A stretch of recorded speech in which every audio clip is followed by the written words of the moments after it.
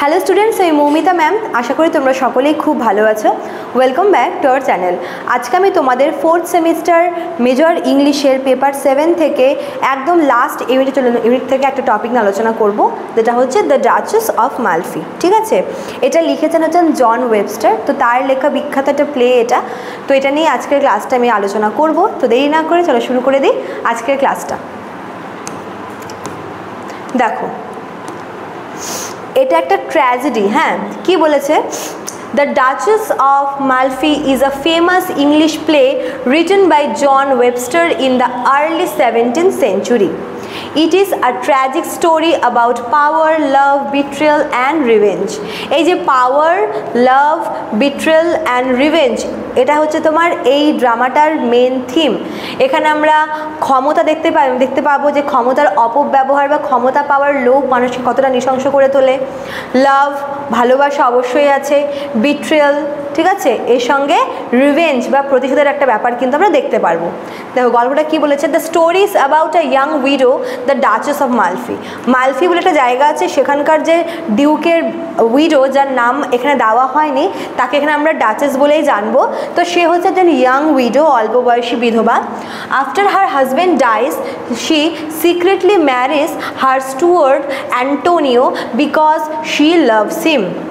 তো এবার সেই সময় কি হতো যে বিধবা মেয়েদের একটা আলাদাভাবেই মানে ওদেরকে প্রায় এক ঘরে করে দেওয়ার একটা ব্যাপার ছিল। ঠিক আছে, মানে সে উইডো মানেই তার জীবনের সব ইচ্ছা, তার অ্যাম্বিশন, তার শখ সব কিছু শেষ।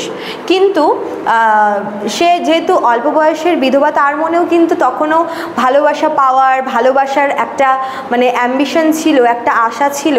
আর তাই সে তার যে স্টুয়ার্ড, যার নাম হচ্ছে অ্যান্টোনিও, তার প্রেমে পড়ে যায় এবং তাকে সিক্রেটলি বিয়ে করে। এই যে লুকিয়ে বিয়ে করা, এটারও একটা কারণ আছে, কারণ সেই সময় সমাজ কিন্তু বিধবা মেয়েদের একটা অন্য চোখে দেখত। আরও একটা কারণ দেখো কি বলেছে। Her two brothers Ferdinand and the cardinal don't want her to রিম্যারি।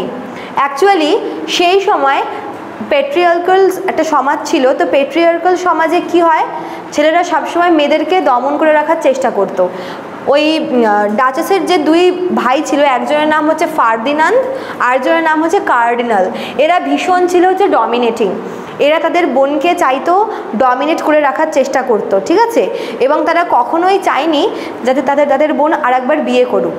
মানে একটা ব্যাপার হয় কি যে মানে তখন ওদের মধ্যে একটা ব্যাপার ছিল যে আমরা আমাদের বোনকে কন্ট্রোলে রাখার চেষ্টা করব, তাকে আমরা শাসন করব, এরকম একটা ব্যাপার। আর তাই তাকে সম্পূর্ণ সব কিছু থেকে একদম আলাদা করে রাখা হয়েছিল।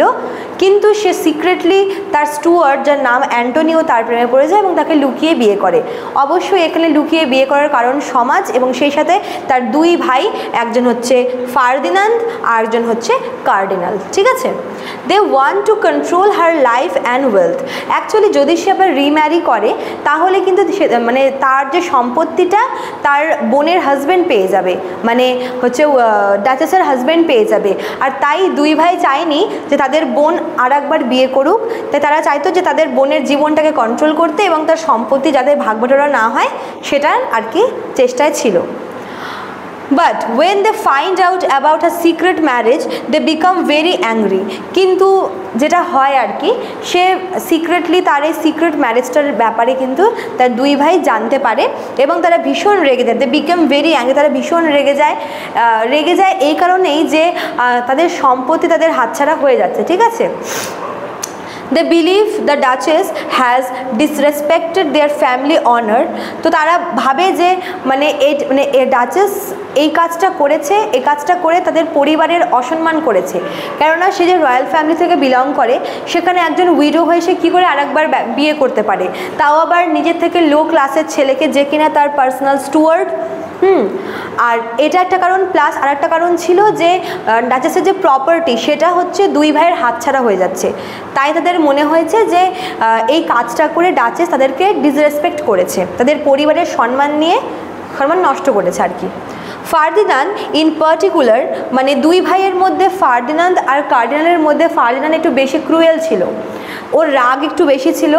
তো ফার্দিনান্দ কী করেছে, বিকামস ম্যাড উইথ রেজ।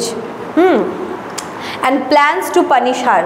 তো ফার্দিনান্দ এই অপমানটা মেনে নিতে পারেনি, সে প্ল্যান করে কিভাবে সে তার বোনকে শাস্তি দেবে, মানে তার বোন যে সুখে আছে সেটা সে কিছুতেই সহ্য করতে পারেনি। সে ভীষণ রেগে যায় এবং রেগে সে ঠিক করে যে তার বোনকে সে পানিশমেন্ট দেবে।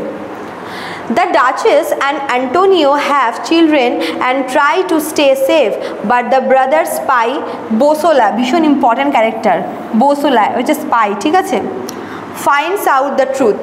অ্যাকচুয়ালি ব্যাপারটা হচ্ছে ডাচেস এবং অ্যান্টোনিওর যে বিয়েটা সেটা একটা সিক্রেট ম্যারেজ ছিল, কিন্তু ওদের যে সন্তান জন্ম হয় সে তারপরে মানে তার এতে কি হচ্ছে, ডাচেসের শারীরিক পরিবর্তন হয়। যখন সে আর কি গর্ভবতী অবস্থা থাকে তখন তো তার শারীরিক পরিবর্তন হচ্ছে, এবং সেটা তার পেছনে লাগানো এই যে স্পাই যার নাম বসুলা, যাকে বেসিক্যালি ফার্দিনান্দ আর কার্ডিনাল হচ্ছে স্পাই হিসেবে আর কি অ্যাপয়েন্ট করেছে যাতে সে ডাচেসের সমস্ত খবর তাদেরকে দিতে পারে। তো সেই স্পাই বসুলা সে কিন্তু নোটিস করে ব্যাপারটা যে ডাচেস হয়তো সন্তান সম্ভবা, আর সে এই ব্যাপারটা এই সত্যিটা কিন্তু সে তার ভাইদেরকে গিয়ে বলে দেয়, ঠিক আছে। At first Bosola works for the brothers but later he feels guilty.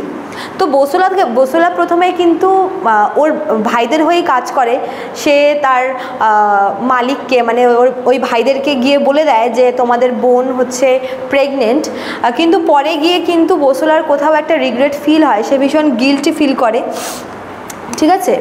তারপর দেখো কি বলেছে, Ferdinand sends the duchess two prison. এই ব্যাপারটা হচ্ছে ফার্দিনান্দ তো ভীষণ রাগী একজন, যে সে যখন জানতে পারলো যে তার বোন তাদের কথা অমান্য করেছে, তখন তারা কি করলো, মানে ফার্দিনান্দ কি করলো, সে তার বোনকে আটকে রাখলো, বন্দি করে রাখলো, ঠিক আছে। She is tortured and finally killed along with her children, এবং তাকে সমস্ত রকমের শারীরিক এবং মানসিক অত্যাচার করা হতো, এবং এই অত্যাচার সহ্য করতে না পেরে কিন্তু ডাচেস মারা যায়। এবং সেই সঙ্গে তার যে 2 সন্তান আছে তারাও কিন্তু মারা যায়। আচ্ছা, 2 সন্তান ঠিক না, মানে দুজন থাকে সন্তান, একজন মারা যায়, এখানে লেখাটা ভুল আছে, হ্যাঁ, একজন কিন্তু বেঁচে থাকে পরে। আচ্ছা, Antonio tries to escape but is later kill too. এবার অ্যান্টোনিও যে আছে মানে ডাচেসের হাজব্যান্ড, সে যখন সবটা জানতে পারে তখন সে নিজেকে বাঁচানোর জন্য পালায়, কিন্তু তাকে ধরে ফেলা হয় এবং তাকেও কিন্তু পরে মেরে ফেলা হয়। আচ্ছা, in the end Bosola also kills the evil cardinal and Ferdinand but dies himself. তো এবার এত কিছু হয়ে যাওয়ার পর যখন বসুলা দেখলো যে একটা সুন্দর সংসার নষ্ট হয়ে গেল ওর জন্য, এবং ডাচেস যেরকম যেভাবে মারা গেল, তার বাচ্চা সমেত সে মারা গেল, অ্যান্টোনিও মারা গেল, সে কিন্তু ভীষণ রিগ্রেট ফিল করছিল। তো সে ঠিক করলো যে সে রিভেঞ্জ নেবে হচ্ছে কার্ডিনাল আর ফার্দিনান্দের ওপরে। কিন্তু আনফর্চুনেটলি ফার্দিনান্দ তার বোনের মৃত্যুতে ভীষণ পরিমাণে ভেঙে পড়ে। হ্যাঁ, শুনতে অদ্ভুত লাগে, মানে সেই টর্চারটা শুরু করেছিল মেন্টালি ফিজিক্যালি টর্চার তার বোনকে, কিন্তু যখন তার বোন মারা যায় তখন সে ভীষণ রিগ্রেট ফিল করে এবং সে একসময় পাগল হয়ে যায়, মানসিক ভারসাম্য হারিয়ে ফেলে এবং নিজে সুইসাইড করে। বাকি থাকলেও কার্ডিনাল, এই কার্ডিনালকে হচ্ছে বসুলা মেরে ফেলে, ঠিক আছে। The play ends with sadness and death. Only the Duchess and Antonio's son survive. যেটা বললাম যে এখানে অ্যাকচুয়ালি চিলড্রেন না, এখানে চাইল্ড হবে, মানে ওদের দুটো সন্তান থাকে, তো একজন হচ্ছে মারা যায় along with Duchess, আর আরেকজন আছে যে সে কিন্তু গল্পের শেষে বেঁচে যায়, ঠিক আছে। ওদের একমাত্র ছেলে ডাচেস আর অ্যান্টোনিওর ছেলে, সে কিন্তু বেঁচে যায়। আচ্ছা, আর পুরো গল্পটা শেষ হয় হচ্ছে একটা ট্র্যাজিক ডেথ দিয়ে। আর পরে কিন্তু আমরা দেখবো যে বসুলাও শেষ পর্যন্ত মারা যায়, মানে অ্যাক্সিডেন্টলি, মানে সে কোনোভাবে মানে সেও মারা যায়, মানে লাস্টে পুরো গল্পটাতে প্রত্যেকটা ক্যারেক্টারই মারা যায়। ডাচেস মারা যায়, তার সন্তান মারা যায়, অ্যান্টোনিওকে মেরে ফেলা হয়, ফার্দিনান্দ নিজেকে মেরে ফেলে, কার্ডিনালকে বসুলা মেরে ফেলে, আর বসুলা নিজেই মেরে ফেলে। অ্যাকচুয়ালি শেষ পর্যন্ত কিন্তু শুধুমাত্র ডাচেস আর অ্যান্টোনিওর ছেলে বেঁচে থাকে, ঠিক আছে। This tragedy shows how love and goodness can be destroyed by cruelty, pride and power. The Duchess is brave and strong. Even in death, she keeps her dignity. The play warns us about the dangers of greed and cruelty and honors those who stay true on their hearts. Actually, দেখো duchess চাইলেই কিন্তু বলতো যে ঠিক আছে, তাহলে আমি আমার সন্তানকে, আমি আমার হাজব্যান্ডকে ছেড়ে চলে আসছি, আমাকে আর টর্চার করো না, বা এরকম একটা কিছু বলতে পারতো, কিন্তু সে মানে সে যে মৃত্যুটা বরণ করলো সেটাও কিন্তু উইথ ডিগনিটি, সম্মানের সঙ্গে সে কিন্তু মারা গেল, ঠিক আছে। এবং তাকে এখানে ব্রেভ হিসেবে এবং স্ট্রং হিসেবে দেখানো হয়েছে, এবং এটা বলে যে মানুষের ক্ষমতার লোভ এবং সেই ক্ষমতা জাহির করার একটা যে আশা বা আকাঙ্ক্ষা, সেটা মানুষের কতটা করুণ পরিণতি করতে পারে, এটাই কিন্তু আমরা এই ডাচেস অফ মালফি প্লেটা থেকে দেখতে পাই, ঠিক আছে। এই ছিল তোমাদের ক্লাসটা আজকের। আমি নেক্সট ক্লাসে এখান থেকে কিছু কোয়েশ্চেন নিয়ে আলোচনা করে দেবো, প্রত্যেকটা কোয়েশ্চেনই ভীষণ ইম্পর্ট্যান্ট হবে। ক্লাসটা শেষ করার আগে বলি, যারা আমাদের কাছে অনলাইনে পড়তে চাইছো তারা এখানে দেওয়া দুটো নাম্বারের মধ্যে কোনো একটা নাম্বারে আমাদের সঙ্গে যোগাযোগ করে নিও, ঠিক আছে। চলো আজকে এতটুকুই থাকলো, দেখা হচ্ছে নেক্সট ক্লাসে। Thank you.